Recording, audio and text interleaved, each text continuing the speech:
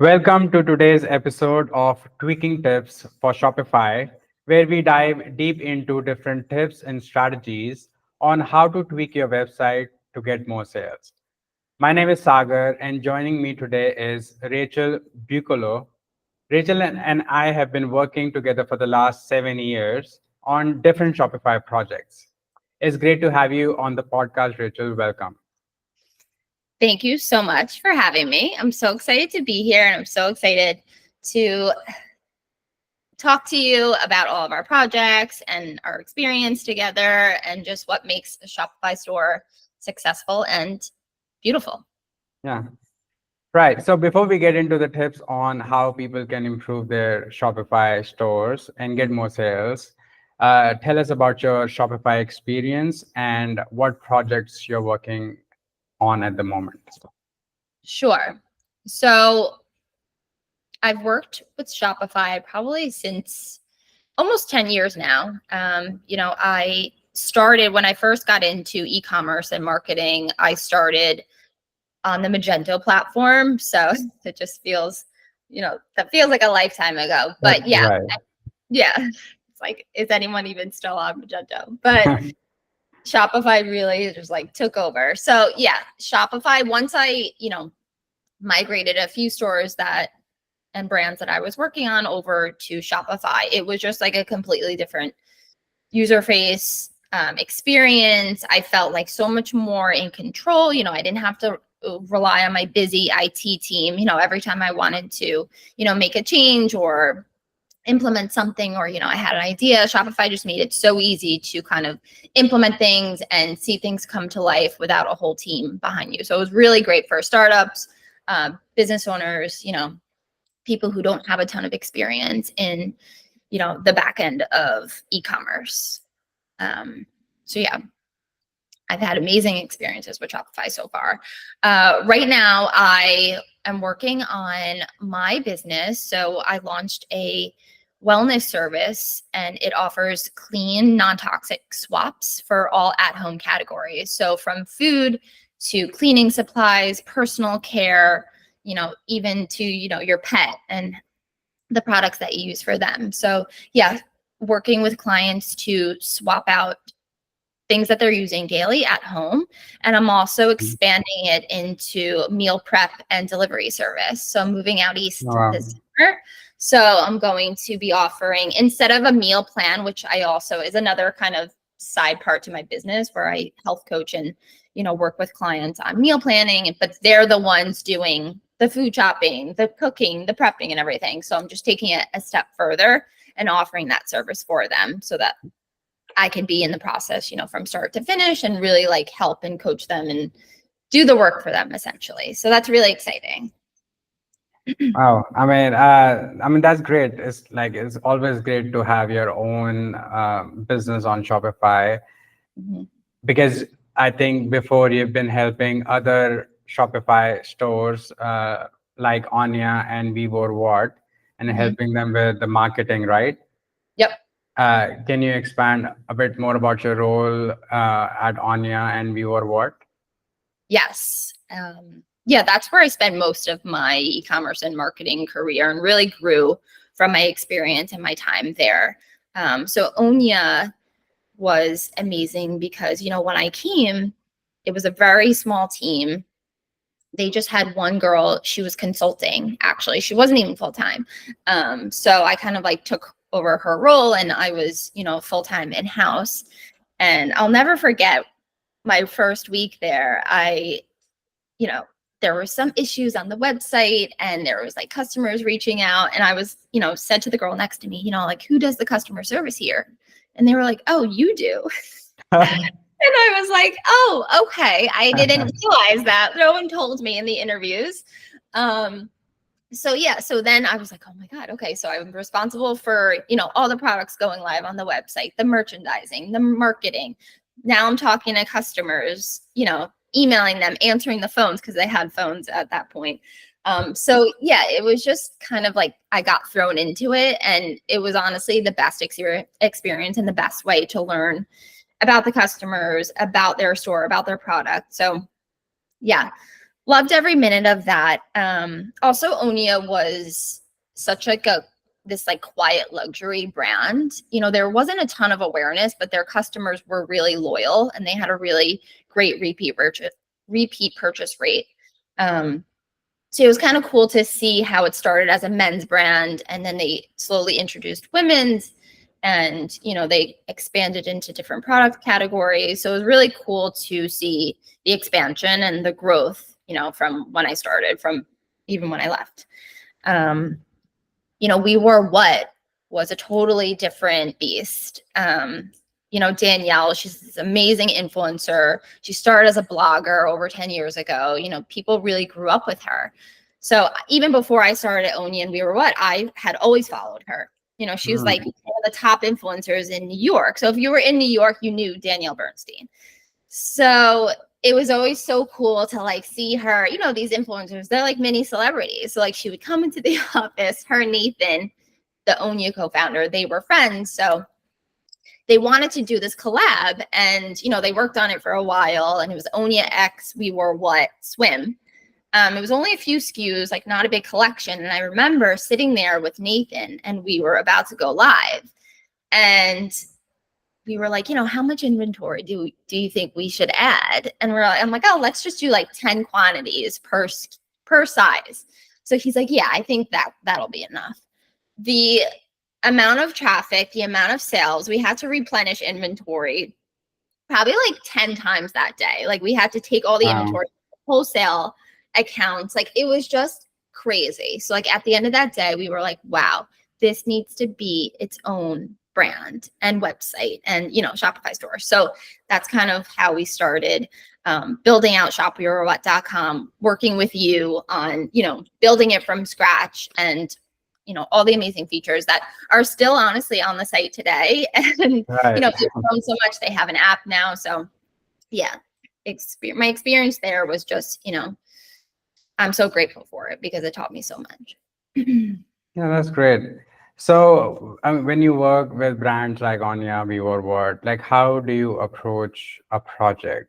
For example, like how do you decide what changes you would want to make on the website and how it will be useful for the customer shopping experience?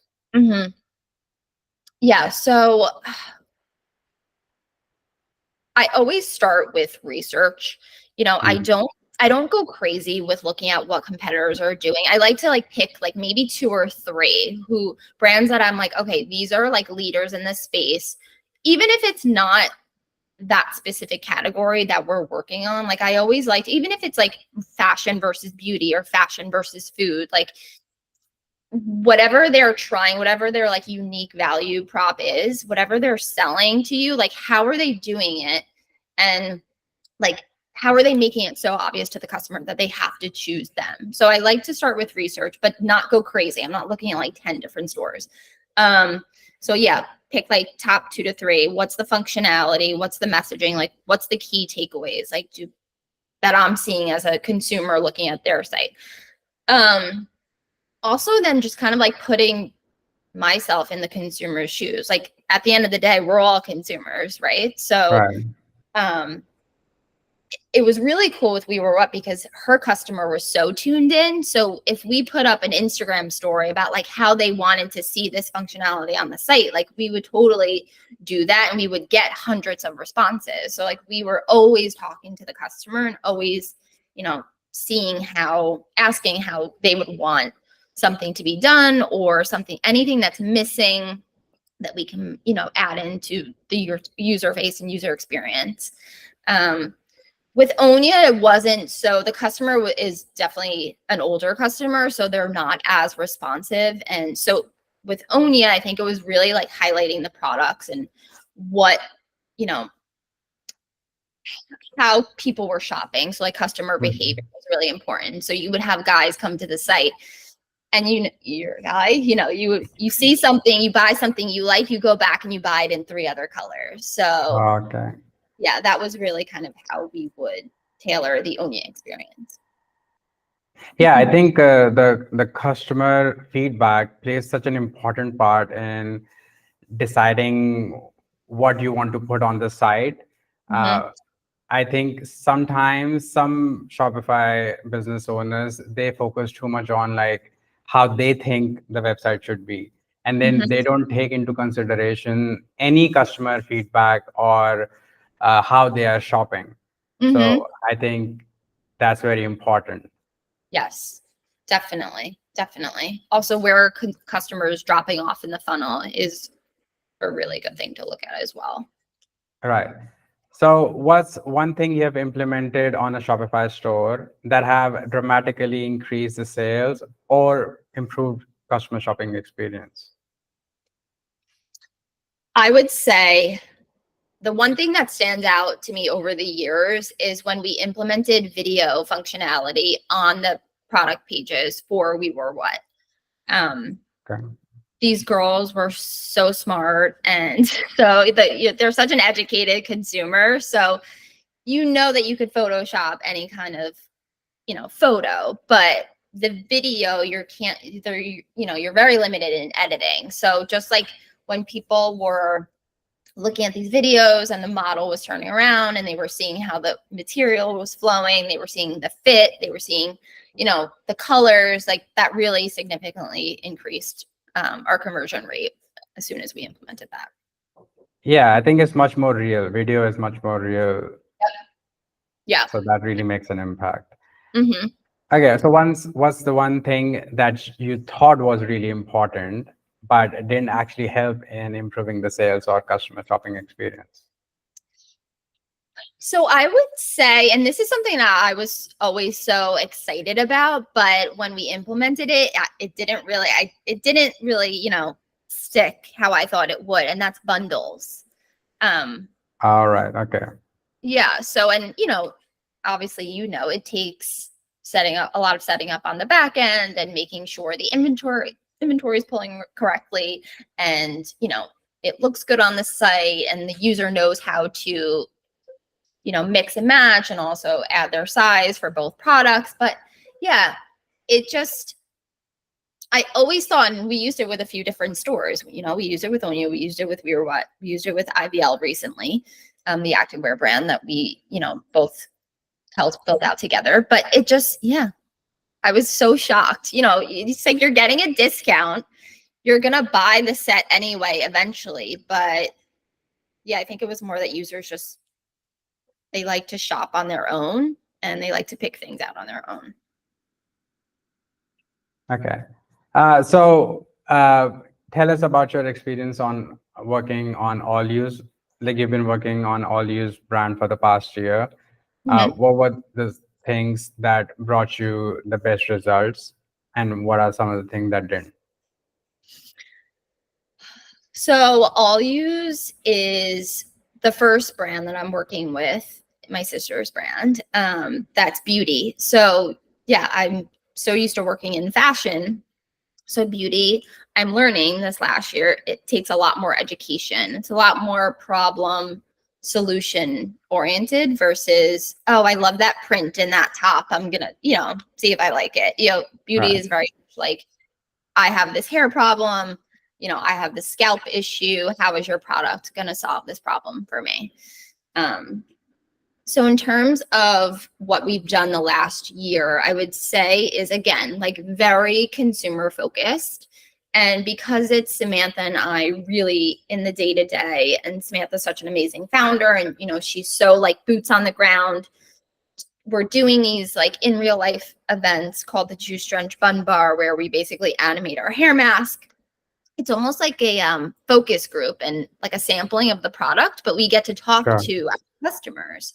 Mm-hmm. Um, so I would say that's been like our most successful activation so far. And we partner with fitness studios, where we, like, my hair is back right now in like a slick back bun, well, ponytail.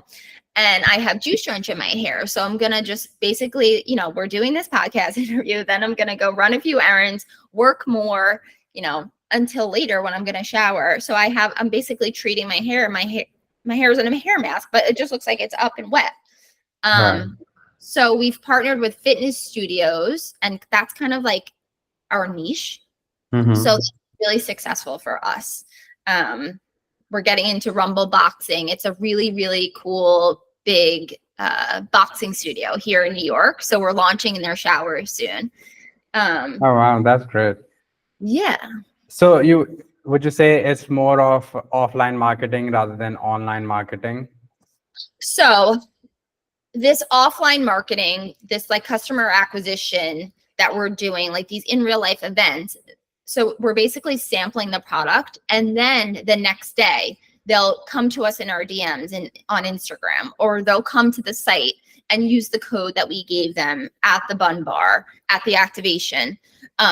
So it's kind of this like 360 approach where it's like we're talking to our customers, we're letting them sample the product, the next morning or the next day, they're rinsing it out, they're feeling their hair, how amazing it, feels and looks. And then they go and convert on the site and they use the discount code. So yeah, it's kind of this like 360 approach that has really been successful for us the last year. Well, that's great. I mean, I think somebody who's just starting out, maybe something like just Facebook ads or Instagram ads, they're not running. I mean, this can be a great idea to partnership with other people who already have the audience that you're looking to target, Yes, and seeing like how you can work together with them and get them on your site to purchase your products. exactly. Yeah. All right. So if somebody just started selling their products online, what according to you are some of the things that they should focus on? I think the ease of usability and just there's so many products, there's so many choices nowadays. Like consumers can go anywhere. Like you have a few seconds to hook the customer, say they're on social media, they see your ad, and then they go to your site, they go to your landing page. Like everything your messaging has to be super, super clear and just so in their face.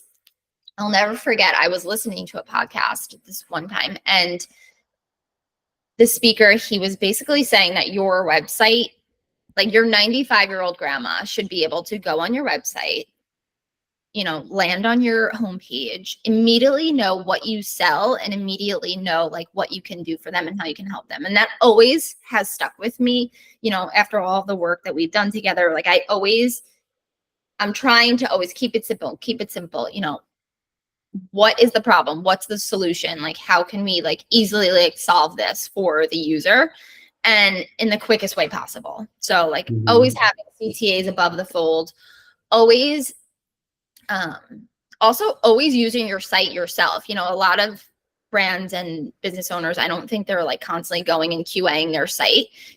There could be bugs, there could be glitches, there always is. So I would say that's a really big, I was always stressing that with my team and Onia and WeWoreWhat. Like every single day, someone on my team was going on the site, trying to check out, adding things to their cart, doing the discount codes. Like that was a really big part, because the second somebody can't check out, they're bouncing. So. Right. And now it's two different places. Like first, some people buy using their computers, some people buy using their mobile phones. So it's like you have to see if it's working fine on different screens nowadays. So I think most of the traffic that comes to any website is more on mobile side now. So I think that's something also people should take a look and see, okay, I mean, if my mobile site is working fine and there's no issues in that. Yes, 100%. We're always looking at Google Analytics, seeing where our traffic is coming from and, optimizing from there. Sure. Okay, so what's one metric you focus on when you review analytics dashboard on Shopify? I feel like it changes sometimes. Right now, for Allyoos, we are obsessed with repeat purchase rate. We have a really high repeat purchase. It's over 30%, which is amazing. And, That's great. Yeah, I think it's a true testament to the product and the formulas. So, anyone could have amazing marketing. They could have amazing assets. They could have an amazing hook and an ad that really like grabs your attention.